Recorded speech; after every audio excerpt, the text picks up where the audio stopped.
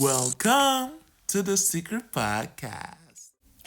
Hello à toutes, hello à tous. Tout dépend à l'heure à laquelle vous m'écoutez. J'espère que vous allez bien. Alors, comment s'est passée votre journée aujourd'hui? Comment se passe votre soirée, votre nuit? Parce que je suis sûre qu'il y en a qui m'écoutent et qui fait nuit là en ce moment. Donc, j'ai toujours envie de me répéter pour vous remercier parce que on n'y croit pas, mais on ne sait pas en fait à quel point on a des personnes qui vivent les mêmes expériences que vous. On se dit waouh, mais c'est dingue qu'on soit si connectés en fait. Donc gloire à Dieu pour ça. Et voilà, chop chop, hein. Moi j'ai pas besoin de faire trop d'introduction. On va directement dans le vif du sujet. Alors, nous sommes au mois 7, donc mois 7. Je l'ai intitulé « Perdu en mer ». Perdu en mer. Donc, vous savez, hein, je sais que j'ai encore plusieurs choses à découvrir dans la vie. Et je ne peux pas dire que j'ai la prétention d'avoir tout vu. Même si je pense vraiment avoir vu beaucoup de choses, mais je ne peux pas avoir la prétention de dire que j'ai tout vécu, ni même tout vu. Mais par contre, je pense que je peux affirmer, sans même exagérer, que ma grossesse, était la chose la plus puissante que j'ai jamais vécue, en fait, que j'ai vécue jusqu'à ce jour. Je pense que c'est la chose la plus puissante que j'ai vécue. J'ai eu à me poser cette question et la question était, as-tu aimé la grossesse? Est-ce que tu aimes le fait d'avoir été enceinte? Est-ce que tu as apprécié ce moment-là? Et au final, j'arrive pas à répondre à cette question. En toute sincérité, je n'arrive pas à répondre à cette question. Par moments, j'ai le oui, c'était super. Par le moment, j'ai le waouh, non. Est-ce que je serais capable encore de vivre une autre grossesse? Et avant, limite, t'as honte même d'exprimer ce genre de pensée-là parce que toute personne que tu rencontres, ils te disent waouh, t'as vu, hein, la grossesse, c'est la meilleure chose que tu puisses vivre. Hein, t'as vu, hein, c'est une belle chose à vivre, hein, la grossesse. Mais très bien, oui, c'est en soi une belle chose à vivre, mais personnellement, comment moi je l'ai vécu comme un brisement. Un grand brisement. Peut-être que le Seigneur voulait faire un travail avec moi, me travailler bien avant que de me donner justement une charge à gérer. Mais j'arrive toujours pas à répondre à cette question. Et donc, au 7e mois, j'ai commencé à visualiser l'arrivée de mon enfant sur Terre. Sincèrement, sans vous mentir, je n'étais pas pressée qu'elle arrive. Je ne sais pas pourquoi. En fait, j'étais pas prête à laisser... En fait, alors, pour être sincère, je pense que j'ai eu le mois où je me suis sentie égoïste envers mon enfant. Je me sentais pas prête à accueillir ma fille, en fait. Je me sentais vraiment pas prête à accueillir ma fille. En même temps, je comprenais que j'avais peut-être une forme de peur. Est-ce que je vais être une bonne mère? Est-ce que ma vie sera joyeuse? Est-ce que je vais pouvoir répondre, en fait, et être présente? Et est-ce que je ne vais pas échouer en tant que mère? Ça, c'est des questionnements qui me venaient en tête. Et ça faisait en fait un effet de rejet d'une certaine manière envers mon enfant. Et donc, au 7e mois, écoutez, il vous reste 2 mois. Là, ça y est, il faut commencer à faire la valise. Il faut commencer à faire les choses. Et ma mère avait remarqué que j'avais ce déni-là, ce rejet-là. Et donc, elle m'encourageait à aller acheter des vêtements avec elle et tout. Je me sentais perdue, je ne savais pas quoi prendre. Sincèrement, moi qui me disais, ouais, quand j'aurai mon enfant, oh là là, ça sera trop bien, je pourrai acheter ceci, je pourrai acheter cela. J'ai pas acheté un vêtement, quoi. Au final, c'est ma mère qui a fait toutes les courses. C'est elle qui a choisi ses vêtements, c'est elle qui a choisi sa couette. Enfin, elle a fait toutes les courses. La seule chose que j'ai choisie en réalité, c'était son lit. Et j'ai pris un lit même super cher, des lits intelligents. Je n'avais pas envie de faire la pub non plus. Mais quand je vous dis hyper cher, tout simplement pour qu'il fasse substitut de moi en fait. Parce que voilà, dès que tu mets l'enfant dans le lit, le lit gigote et ça permet qu'elle puisse avoir le sommeil rapide parce que ça lui remémore le fait qu'elle était dans mon ventre, il y a des bruits qui sortent, enfin bref. Substitut quoi en fait. Et je m'en rendais pas compte. Et donc je trouvais que c'était surprenant de voir ma mère faire les courses avec cette joie-là. Enfin, elle était heureuse de faire ces courses-là. Et ça m'a amenée à l'observer un petit peu plus. Vous savez, qu'elles soient agitées ou paisibles, les relations mère-fille, durant la grossesse de la fille, elles évoluent. Durant tous ces 9 mois, elles évoluent. Pour ma part, vous devez savoir que je n'ai pas eu vraiment besoin de mon mari durant cette grossesse. Comme je vous ai dit dans les épisodes précédents, je m'étais beaucoup refermée sur moi et je le vivais d'une manière très intense. Et j'avais l'impression que personne ne me comprenait. Et donc, j'avais par contre le besoin d'être auprès de ma mère. Je dépendais d'elle. Je dépendais complètement de ma mère. D'ailleurs, je prends le temps de la remercier parce que je pense que je ne l'ai pas fait. De m'avoir supportée parce que j'étais exécrable. D'avoir essuyé mon vomi. De s'être occupée de moi en fait. Bien sûr, c'est dans son devoir, mais bon, j'étais aussi une femme. Et je conseillerais aussi à toutes ces jeunes femmes qui sont dans cette phase-là d'être enceinte, d'être auprès de leur maman.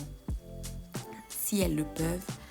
Parce que si tu es une personne qui est dans l'observation, le Seigneur va forcément te parler à travers le comportement de ta mère. Moi, j'ai eu à voir des choses que je devais perpétuer et des choses aussi que je devais arrêter. J'ai dû l'observer pendant un long moment et me dire « Ah ok, donc en tant que mère, je devrais faire ceci ou je ne devrais pas faire ceci. » La grossesse redistribue les places de chacune. La mère d'une mère n'est plus la mère d'un enfant. La jeune femme se prépare à être mère et elle prend, d'une certaine manière, la propre place de la mère en quelque sorte. Donc, imaginez l'ajustement qui se fait. Durant mon premier trimestre de ma grossesse, c'était chien et chat entre ma mère et moi. On ne se supportait pas. Enfin, c'est même pas on ne se supportait pas. Je ne la supportais pas. J'étais a mess. J'étais exécrable à un niveau plus. Et elle me disait dès le départ, toi tu vas avoir une fille. Et je disais, mais pourquoi tu dis ça? Mais elle dit, je sais, tu vas avoir une fille. Parce que ton comportement là, pardon, tu vas avoir une fille. Et effectivement, elle avait raison. Mais sinon, c'était une occasion pour moi aussi de l'observer et d'examiner en fait l'héritage qu'elle m'avait laissé. Parce que au fur et à mesure qu'on grandit, on ne se rend pas compte qu'il y a un héritage qui est là, qu'on nous donne. Et donc c'est pour ça qu'il y a des phrases, telle mère, telle fille. T'es vraiment la fille de ta mère. Ou peu importe, avec le père. Mais il y a un héritage. Au niveau des parents, il y a un héritage qui est là. Mais il faut prendre aussi le temps de l'examiner. Et de se poser la question, est-ce que cet héritage, il est bon? Déjà aux yeux du père. Quand je dis le père, je parle du Seigneur, bien sûr. Est-ce qu'il est bon? Est-ce que je peux perpétuer ce type de choses-là ou ce type de conseils? Est-ce que j'évolue aussi d'une certaine manière? Est-ce que je retranche certains comportements ou certaines choses que j'ai eu à faire instinctivement parce que j'ai vu ma mère le faire? Tout cela, en fait, durant le 7e mois, c'est ce que j'ai effectué. J'ai observé. Puis, il faut être honnête avec soi-même. Lorsque vous répondez à toutes ces questions-là, soyez honnête. Personne n'a une mère qui est parfaite. Personne n'a une mère qui est parfaite. Souvent, on dit non, ma mère, mais personne n'a une mère qui est parfaite. Donc, c'est vraiment essentiel d'observer, essentiel de répondre à ces questions-là pour le bien de toi et de ton enfant plus tard. On est amené à évoluer, à être la meilleure version de nos parents. Et nos enfants seront la meilleure version de nous, à la base. Et donc, je vous conseille vraiment d'être auprès de vos parents, surtout de votre maman, si vous avez des bonnes relations avec elle, parce que ça peut aussi aggraver, la grossesse aussi peut aggraver une relation avec sa mère lorsqu'elle n'est pas saine. Donc, pour toutes celles qui peuvent vraiment le faire, faites-le parce que c'est un moment particulier, la grossesse. C'est vraiment un moment particulier. Et je vous souhaite en fait d'avoir une mère bienveillante à vos côtés. Niveau physique, je prends aussi le temps de faire un gros big up à mes sœurs. Ah oui, mes sœurs aussi ont été un grand soutien pour moi, mes sœurs. Ma grande sœur, Sandra, Shelby, Germaine. Enfin, vraiment, de grands soutiens, de grands soutiens durant ma grossesse. Merci. Emeline, merci. Il y a aussi le choix du prénom. Durant ce mois-ci, c'est là que j'ai eu le prénom de mon enfant. Je n'ai pas trop envie de le divulguer parce que je sais pas, je suis très secrète avec ma fille. Son prénom, c'est quand même son identité et j'ai pas forcément envie de le divulguer, mais je ne vous cache pas que ça a été un combat. Un combat pour avoir le prénom. Waouh! Pour toutes celles qui l'ont d'un coup vraiment, ou qui l'ont prémédité, ou qui l'avaient déjà réfléchi à ça, vraiment félicitations, parce que pour moi c'était un combat. Et donc j'ai dû commencer à prier, Seigneur, donne-moi un nom. Et il y a un nom qui est arrivé. Et bizarrement, je n'aimais pas ce prénom. Et j'aimais pas trop le personnage de cette personne dans la parole. Mais la signification, en fait, était totalement de ce que mon enfant allait être dans ma vie. Donc, voilà quoi, j'ai obéi. En tout cas, elle a un beau prénom. C'est un prénom composé. Et donc, voilà. Le prénom, sincèrement, je ne sais pas si vous avez des anecdotes par rapport au prénom. Envoyez-moi des messages ou des commentaires. Mettez en dessous comment vous avez fait pour choisir les prénoms. D'autres disent oui. Ah ouais, j'ai oublié de vous dire que ma mère refusait. Elle me disait, écoute, dans notre famille, on a déjà trop de prénoms qui reviennent. Moi, je m'appelle Paulina. Ta grand-mère s'appelait Paulina. Il y a combien de Paulina dans la famille? Il y en a trop. Donc, essaye de lui donner un prénom que tu n'as jamais entendu dans la famille. Et puis, les prénoms aussi, c'est des liens. Les prénoms, ce sont aussi des liens. Ma mère, sa mère s'appelait Maria. J'ai une tante qui s'appelle Maria. Et laissez-moi vous dire qu'elle est complètement comme ma grand-mère. Comme feu ma grand-mère. Dans son comportement, dans ses défauts, dans ses qualités, elle est totalement comme feu ma grand-mère. Donc prenez ça au sérieux. Lorsque vous choisissez le nom de votre enfant, prenez cela au sérieux, c'est pas des blagues. Votre enfant aura tendance à faire exactement la même chose que votre grand-mère, arrière-grand-mère, tante, sœur, cousine. Prenez ça au sérieux. Donc voilà, dans le choix du prénom, c'était compliqué, un combat entre moi et mon mari. Mon mari, vous savez comment il voulait appeler mon enfant? Il voulait l'appeler Ornella. Really? Et je disais, mais attends, peut-être en deuxième prénom. Mais non, Ornella, c'est aussi joli, hein. C'est bien. Ornella, première du nom, Ornella, deuxième du nom. Je dis, mais attends, on va pas appeler quand même notre enfant Ornella. Ornella, non, c'est trop. Pour qu'elle se retrouve à vivre les mêmes combats que moi. Pardon. Pour qu'elle se retrouve à avoir les mêmes choses, qu'elle soit comme moi. Non, pardon. Pardon. J'aspire à plus haut. J'aspire à ce qu'elle fasse des choses encore mieux. Pardon, pas mon prénom. Je suis partie voir ma maman et tout. Regarde, héritier. Bon, Titi, je l'appelle Titi.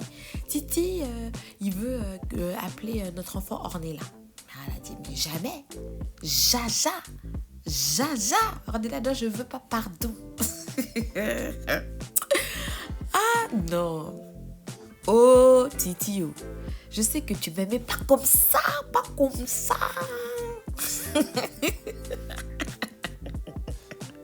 Donc voilà comment ça s'est passé. Je pense que lorsque je ferai des conférences ou des moments où je me retrouverai avec des sœurs, enfin des femmes, je pourrai expliquer davantage parce que c'était quand même un grand témoignage. Et pour l'instant, appelez mon bébé Choupi. Bébé Choupi. Choupinou. Bébé Choupi. Je l'appelle plus même Choupi que son propre prénom. En toute confidence, la signification de son prénom, c'est la messagère, celle qui donne la vie. La messagère, celle qui donne la vie. Yeah! Je vous encourage à vivre votre grossesse de manière profonde. Parce que lorsque tu rentres dans la profondeur et que réellement tu es connecté à Dieu, il y a des choses qu'il veut t'enseigner, des choses qu'il veut te faire comprendre avant que tu aies cet enfant dans les mains, quoi. Et tous ces mois-ci, c'était un réel, quand je dis un réel brisement, oui, mais c'était aussi un enseignement. Des choses que je devais comprendre et m'apprêter à lâcher ou à incorporer avant l'arrivée de ma fille. Ah oui, mes sisters, il faut être connecté à l'esprit, rester des femmes connectées à l'esprit. C'est vrai qu'on a des moments où on a des petites faiblesses et tout, on baisse un peu, mais reprenez-vous et soyez connectés à l'esprit. Il va vous divulguer des choses que personne ne sait. Il va vous montrer des choses, des erreurs, des choses à réparer, comment évoluer mieux que nous-mêmes, mieux que ta propre mère, mieux que ta propre sœur, mieux que ton frère, mieux que quiconque. Can I get an amen? Amen.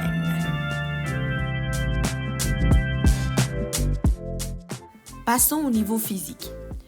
Bien sûr, je commence à avoir le nez qui gonfle. Je commence à noircir au niveau du visage.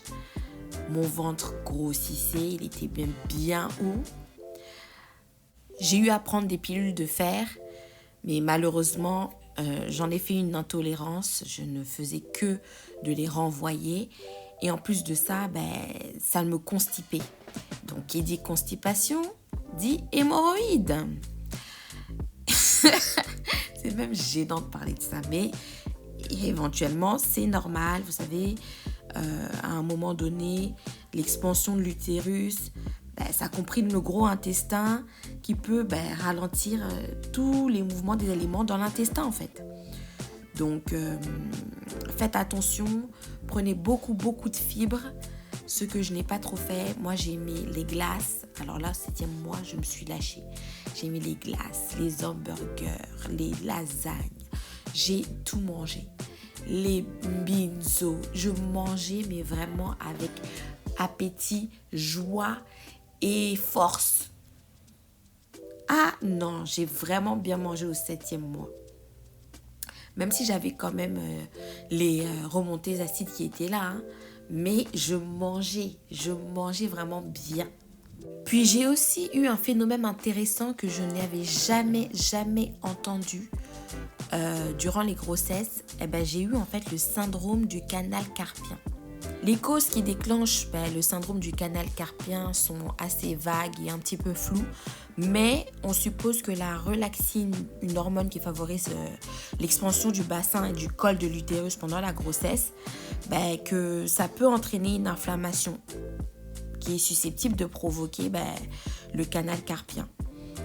Moi, j'ai tout simplement pensé que c'était à force de m'appuyer et puis la charge de mon corps, mes poignets ne supportaient plus. Mais bon, après, voilà, je vous ai donné un peu certaines causes de ce syndrome. Imaginez les filles. Donc déjà, tu as ton ventre qui est lourd, tes jambes commencent à être lourdes, ton dos te fait mal, tu veux dormir à gauche, pas possible, tu veux dormir à droite, pas possible. Et en plus de ça, lorsque tu veux tourner, tes poignets te font mal. Mais non, mais où allons-nous? Je commençais à craquer. Je me disais, mais attendez, mais pourquoi on m'a pas dit ça? Pourquoi toutes mes sœurs, toutes mes grandes sœurs, mes sisters, pourquoi vous m'avez pas dit ça? Pourquoi vous m'avez pas dit la vérité sur la grossesse? J'étais dépassée. Et au même temps, tu peux pas murmurer. Tu dois seulement dire Jesus, you love me too much, oh, too much. Oh. Pourquoi? Parce qu'au final, c'est quand même une bénédiction. Et tu sens dans ton esprit une voix qui te dit, mais tu croyais que c'était quoi? C'est ça, les douleurs de l'enfantement, c'est pas seulement la grossesse. Ça commence à partir du moment où il y a la conception. Dès la conception, tu commences à expérimenter les douleurs de l'enfantement. C'est ça. Et non, mais je craquais. En plus, à un moment donné, j'avais les hémorroïdes. Donc, j'arrive pas à aller aux toilettes. Excusez-moi du terme, mais je suis obligée d'être crue et de vous dire la vérité sur ce que j'ai expérimenté. Et je n'arrive pas à aller aux toilettes. Et en même temps, je sens que mes selles sont bloquées. Donc, c'est compliqué, c'est inconfortable. Tu peux pas t'asseoir de manière correcte. En plus de ça, ton ventre bouge de tous les sens. Sur le côté, pas possible, ton poignet te fait mal. L'autre côté, pas possible, ton poignet te fait mal. Imaginez, mes sœurs. J'ai dit, mais c'est quelle punition? Qu'est-ce que j'ai fait pour mériter ça? Et moi, j'étais confiante dans mon cœur et dans mon âme que, voilà, ma mère, elle a eu 5 grossesses. Ça a été très facile pour elle. Mobilité incroyable. Elle reprenait très vite. Enfin, c'était très... Donc, moi, j'ai les gènes de ma mère. Donc, ça va aller. Ça va aller. What? Non. Non. Loin de là. Même ma mère expérimentait ça d'une manière compliquée avec moi. Elle se disait, mais attends, ça existe ça? Ah, je connaissais pas. Vous imaginez? Non. Arrêtez de nous cacher la vérité. Arrêtez de nous cacher la vérité. Parce que moi, j'avais peut-être besoin de me préparer mentalement, psychologiquement, physiquement à endurer toutes ces choses-là. Et en plus, quand tu poses des questions, mais pourquoi vous m'avez pas dit tout ça? Pourquoi vous m'avez pas dit ceci, cela? Elles te disent, ah mais non, tu sais, on veut pas vraiment te faire du mal, tu sais. C'est important que vous puissiez expérimenter la grossesse d'une manière unique et tout. Donc, on va pas dire vraiment ce que nous, on a vécu. Bra, bra, bra, bra, bra, bra. What? Non, j'étais révoltée. En même temps, t'es heureuse, en même temps, t'es fatiguée, en même temps, t'es révoltée, en même temps, t'es acariate, en même temps... Oh! Non, mes sœurs, écoutez ces podcasts. Moi, je ne vais pas vous cacher, je vais vous dire la vérité. Very, pour toutes celles qui sont en train de se préparer. Au moins, c'est dit. Can I get an amen? Merci. Il y a aussi une chose qui est assez taboue dans la grossesse, mais il faut en parler parce que je pense que ce serait hypocrite si on ne touche pas à ce sujet. C'est les changements de libido. C'est le désir sexuel, bien sûr, consenti et agréé par le Seigneur uniquement dans le cadre du mariage. Je répète, dans le cadre du mariage. La libido, elle est liée aux hormones. Donc pendant la grossesse, elle peut être diminuée comme elle peut être augmentée. Bien sûr, tout dépend de tout à chacun en fait. Et c'est aussi, ça dépend aussi des stades de la grossesse. Donc la plupart du temps, les gens disent qu'au premier trimestre, c'est assez compliqué parce que avec toute la nouveauté, des nausées, des fatigues et tout, et qu'au deuxième trimestre, elle se stabilise. Et au troisième trimestre, une perte normale puisque la fatigue s'installe, etc., etc. C'est important quand même d'en parler parce que moi, j'ai envie de vous en parler surtout au niveau spirituel. Vous savez, ce plaisir-là, quand il est fait dans le cadre du mariage, c'est une forme de protection pour ton mari et pour toi. Et il y a beaucoup de femmes, beaucoup de femmes qui ont du mal à en parler, mais ça peut être aussi sujet de division, sujet de séparation. Parce que vous avez un mari qui est à votre côté. Et surtout, qui a aussi des besoins. Donc vous savez que dans toute chose, il faut toujours veiller. Et moi, personnellement, je sais qu'à mon deuxième trimestre, j'ai eu beaucoup d'attaques d'esprit incube et succube. Donc vous savez, en gros, mari de nuit, ou femme de nuit pour les hommes, mais voilà. Donc je vous encourage vraiment à veiller. Prenez le temps de discuter longuement avec votre mari par rapport à cela, que ce ne soit pas un tabou. Et n'oublie pas que tu es la gardienne de ton mari et que ton mari est ton gardien. Donc il faut veiller par rapport à cela, discuter profondément, soyez sincères entre vous parce que vous savez, le monde des ténèbres ne blaguera pas avec vous. Lion, il est là, il cherche une brèche pour rentrer. Donc, veillez. Ouf. Fin de ce segment. Cringing. Est-ce que j'ai choqué quelqu'un? Non, ça va.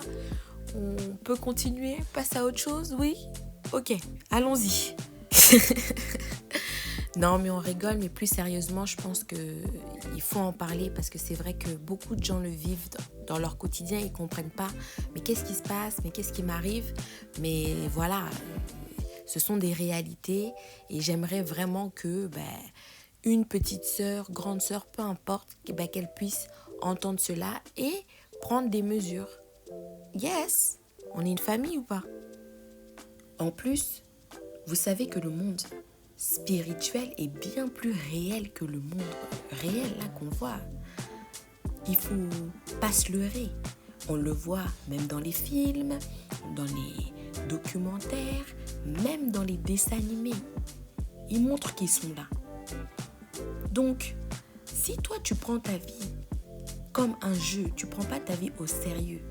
Toi, tu penses que tu contrôles ta vie parce que voilà, tu contrôles tous les matins, tu te lèves, tu penses contrôler ta vie.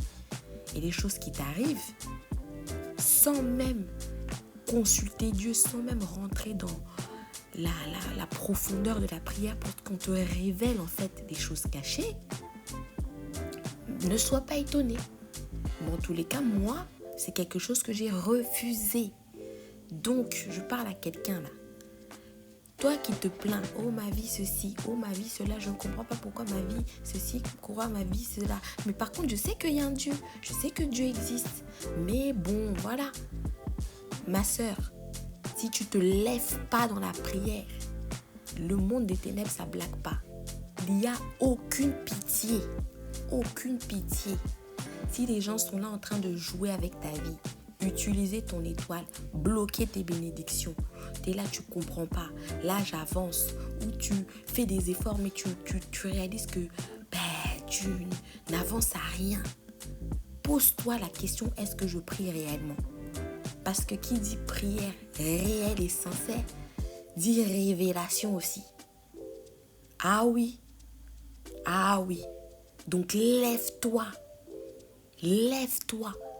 Refuse d'être là, tu te fais manger et tout, tranquille, t'es un amuse-gueule. Le soir, les gens sont en train de penser à toi, ils rigolent. Ils disent, aujourd'hui j'ai utilisé son esprit. Aujourd'hui, je suis venue, j'ai couché avec elle dans la nuit, elle sait pas. Le lendemain, t'es là, tu parles avec eux, tu sais même pas qui est là.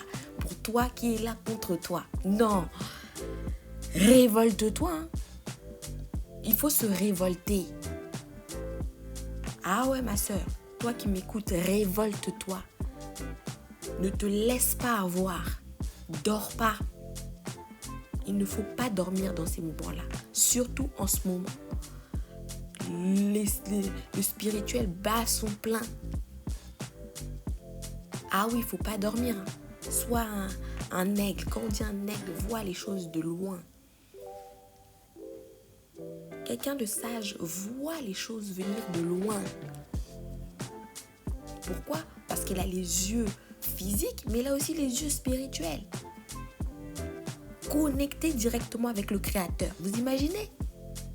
Ah ouais, si donnez vos vies à Christ. Hein. Désolée, mais je suis obligée d'évangéliser au bout d'un moment. Hein. Il accepte tout le monde. Peu importe l'état, les dingueries que tu as pu faire dans ta vie. Il t'accepte. Il t'accepte. Donc, tant qu'il y a de la vie, il y a de l'espoir. Prenez conscience de ce qui vous arrive dans vos vies et faites un changement réel. Pas par la puissance de ta pensée. Non, faut arrêter. Allez dans la profondeur. Donc voilà, c'est tout pour aujourd'hui.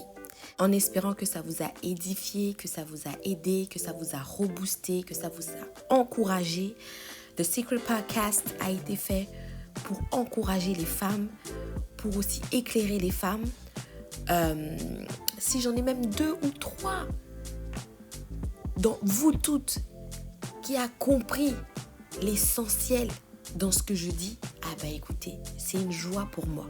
C'est une joie pour moi. Donc, sincèrement, que le Seigneur vous bénisse. Et je vous dis la suite, épisode 8. Et on arrive vers la fin. Hein? On arrive vraiment vers la fin de mes petits 10 épisodes. Waouh! Bon, ben, don't forget to like, to subscribe, share, comment. J'attends vos commentaires. Partagez vos expériences. Dites-moi un petit peu, comment vous l'avez vécu, vous, pour toutes celles qui sont passées au 7e mois. Comment vous l'avez vécu? J'attends. Je vous fais de très gros bisous. Que Dieu vous bénisse. Et je vous dis à la prochaine. Bye!